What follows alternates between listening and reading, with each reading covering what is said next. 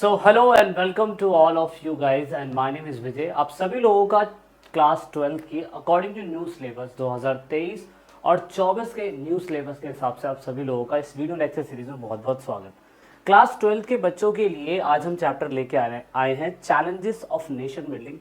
Video lecture series का पहला part है और इस चैप्टर के अंदर आप पूरी तरीके से ये जानेंगे कि भारत की आज़ादी के बाद किस तरीके से नेशन के सामने क्या क्या चैलेंजेस आए और पूरे चैप्टर में आपको इंडियन पूरी तरीके से पॉलिटिकल के बारे में पता चलेगा कि उस समय कैसी सिचुएशन थी कि राजनीति का इस्तेमाल किस तरीके से लोगों को करना पड़ा।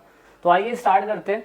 अगर आप लोगों ने हमारे चैनल के साथ जुड़े हुए हैं तो बहुत बहुत अच्छी बात है, नहीं जुड़े तो आप इन सभी प्लेटफॉर्म पे हमारे साथ जुड़ सकते हैं।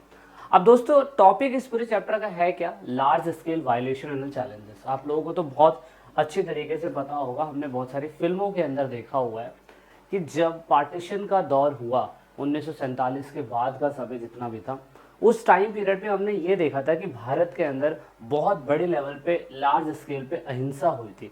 अहिंसा बोले तो बहुत बड़े लेवल पे लोगों ने क्या कहते हैं एक दूसरे को मारना चालू करा, बहुत बड़े लेवल पे वायलेशन हुआ और बहुत बड़े लेवल पर हमें समस्याओं का सामना भी करना पड़ा।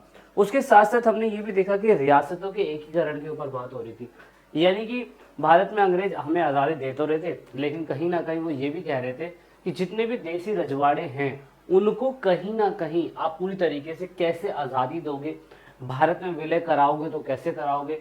565 रियासतों को आज़ाद कराना और या तो उनको मनाना अपने आप में ही बहुत बड़ी बात थी कि सरदार वल्लभ भाई पटेल ने 565 रियासतों के साथ क्या किया, वो भी आपको इस चैप्टर में समझ में आएगा। एंड नेक्स्ट पार्ट अगर हम देखें तो हमें दूसरा पार्ट समझ में आता है international boundaries need to be drawn up. क्योंकि कई सालों तक जब से भारत आज़ाद नहीं हुआ था तो पाकिस्तान, उसके बाद नेपाल एंड देन भूटान, सिक्किम, उसके बाद अरुणाचल प्रदेश, अक्साई चिन, लेह लद्दाख, ऐसे बहुत सारी प्लेसेस थी जो बड़ी डिस्प्यूटेड चल रही थी। और उस टाइम पीरियड पे इनको सही तरीके से राज्यों में बनाना, सही तरीके से यूनियन टेरिटरी को बनाना, ये बहुत बड़ा चैलेंज था जो इस चैप्टर में देखने को मिलेगा और समझेंगे कैसे हुआ। And then according to new syllabus Sardar Vallabhbhai Patel and national integration 2023 और 24 के हिसाब से इस सिलेबस में इस टॉपिक को ऐड करा गया है और आपको ये पार्ट तो ज़रूर पढ़ना चाहिए। क्यों? क्योंकि देखिए, आप अगर सीबीएसई के अलावा भी चीज़ें समझने की कोशिश करें तो सरदार वल्लभ भाई की कंट्रीब्यूशन को क्यों नहीं पढ़ना चाहिए।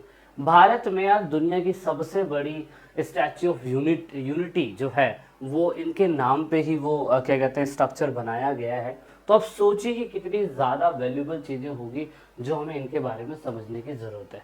सो हाल फिलहाल इस पूरे चैप्टर में ये बातें दे रखी हैं और उसके साथ साथ एक नया टॉपिक जो ऐड हुआ है वो ये दे रखा है। नया टॉपिक भी ऑफ कोर्स हम आपको जब हमारा वीडियो लेक्चर सीरीज खत्म होता है तो हम नए टॉपिक के बारे में भी डिस्कशन करते हैं। इतना क्लियर हो गया आप सभी लोगों को कि पूरे चैप्टर के अंदर क्या पढ़ा जाएगा और आप अगर इन चीज़ों को समझ पा रहे हैं इट मीन्स दैट आप आगे की चीज़ों को कवर कर पाएंगे। हाल फिलहाल शुरुआत होती है भारत की आज़ादी की रात में 14 अगस्त की रात, 14 की मॉर्निंग को पूरी तरीके से किसको आज़ाद करा गया, पाकिस्तान को। 14 की ही रात को 12 बजे के बाद इंडिया को आज़ाद करा गया और भारत में एक भाषण निकल के आता है कि ट्रस्ट विद डेस्टिनी और finally independent India, British rule खत्म हो चुका है। गांधी जी की स्पीच बड़ी खतरनाक थी, इसलिए हम इसे अर्धरात का सूर्योदय कहते हैं। बहुत सारे इतिहासकर्ता ये बताते हैं कि अर्धरात्रि का सूर्योदय अगर हुआ था तो अर्धरात्रि का सूर्योदय का मतलब क्या था, 14 अगस्त की रात को ही भारत को आज़ाद क्यों करा गया, इसके पीछे भी बहुत बड़ा रीज़न बताया जाता है जिसे हमें पढ़ने की ज़रूरत है। उसके साथ यहाँ पे आपके नेहरू जी जो थे उन्होंने एक स्पीच दी, आप देख सकते हो ये स्पीच। नेहरू जी की स्पीच बड़ी ही आक्रामक और बड़ी ही इम्पोर्टेंट थी, जिस स्पीच का नाम था ट्रस्ट विद डेस्टिनी, यानी कि नीति के साथ भाग्यवधों का मिलन। कहीं कहीं नीति के साथ प्रयास भी लिखा हुआ आता है। इसका मतलब ये था भारत में जब लोग सो रहे थे और देश में आज़ादी का परचम लहर रहा था, तिरंगा लहर रहा था, लोगों को पता भी नहीं चला था कि हम लोग 15 अगस्त के दिन आज़ाद हो चुके हैं। बट नेहरू जी की ये स्पीच जो लोगों को समझा देती है कि भैया आज़ादी का असली मकसद यही होता है कि हम सभी लोगों ने एक साथ मिलके इस देश को सींचा है, इस देश को बनाया है। फाइनली 14 अगस्त की रात को संविधान सभा का एक विशेष सत्र बुलाया जाता है, एक सेशन बुलाया जाता है, और जहाँ पे जवाहरलाल नेहरू जी ये भाषण दे रहे होते हैं कि भारत किस तरीके से आज़ाद हुआ, क्या क्या चीज़ें लोगों ने सेक्रीफाइस करी। अब जब देश आज़ाद हुआ तो ज़्यादातर लोग दो ही गोल्स के ऊपर क्या कहते हैं फोकस कर पाए, और दो गोलों के ऊपर बातचीत हुई। पहला, our country through democratic government, हमारी सरकार जो चलनी चाहिए वो कहीं ना कहीं एक डेमोक्रेटिक गवर्नमेंट के अकॉर्डिंग ही चलनी चाहिए, जैसे हम लोकतांत्रिक देश बोलते हैं। क्लास 9 से आप पढ़ते आ रहे हो लोकतांत्रिक व्यवस्था का मतलब क्या होता है। दूसरी फोकस ये थी हमारी कि government will not run the goods of a particular of the poor and the social disadvantages group, मतलब यहाँ पे जो भी गवर्नमेंट चलेगी वो पूरी तरीके से जो गरीब है और जो डिसएडवांटेजेस ग्रुप है सोशली बैकग्राउंड पे बेस पे उनकी मदद भी करती रहेगी। तो ये मेन फोकस था, इसीलिए हमने फाइनली इसको क्या कहते हैं एग्जीक्यूट करा। लेकिन भारत के सामने 3 सबसे बड़े चैलेंजेस जो थे वो आए। अब दोस्तों ये 3 सबसे बड़े चैलेंजेस जो है ना वो आपको सबसे ज़्यादा ज़रूरी है समझना, ठीक है। तो 3 सबसे बड़े चैलेंजेस, जब भारत देश आज़ाद हुआ तो 3 सबसे बड़े चैलेंजेस हमें कौन से देखने को मिले, जिसकी वजह से कहीं ना कहीं देश में सबसे बड़ी प्रॉब्लम हो रही थी। नंबर 1 अगर चैलेंज की बात करें तो हमने देखा कि नेशन बिल्डिंग की बात हो रही थी। नंबर 2 स्टैब्लिश ऑफ डेमोक्रेसी की बात हो रही थी। और number 3 development and the well being of entire society. मतलब ये 3 सबसे बड़ी प्रॉब्लम थी जब देश आज़ाद करवाया जा रहा था, ये आज़ाद कराने की बात की जा रही थी, तो नेशन के सामने यही सबसे बड़ी चुनौतियां थी। नंबर 1 अगर हम बात करें राष्ट्र की अखंडता और एकता को बनाए रखना, तो वह है नेशन बिल्डिंग।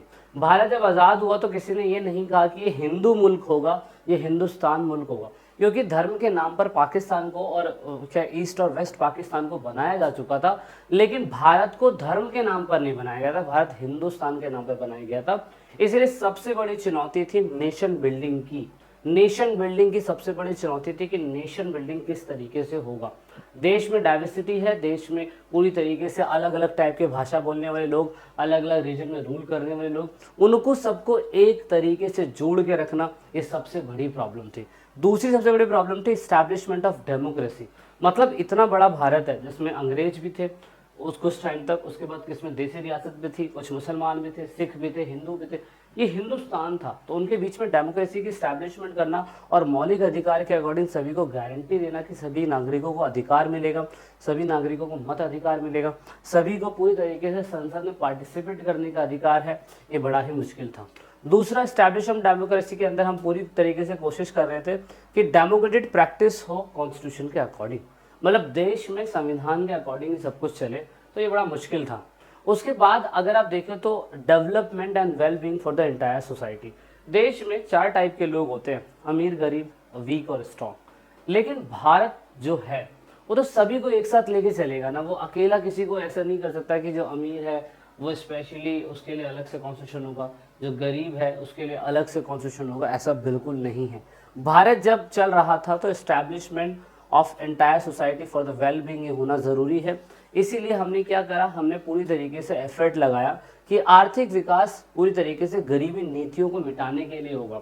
सरकार कोई भी पॉलिसीज लेके आएंगी तो गरीबों को कम करने के लिए, गरीबों की गरीबाई को कम करने के लिए पूरी तरीके से होगा, और सरकार यही कोशिश करेगी कि जो भी पुअर सोसाइटी है उसके वेलबींग की बात हो सके।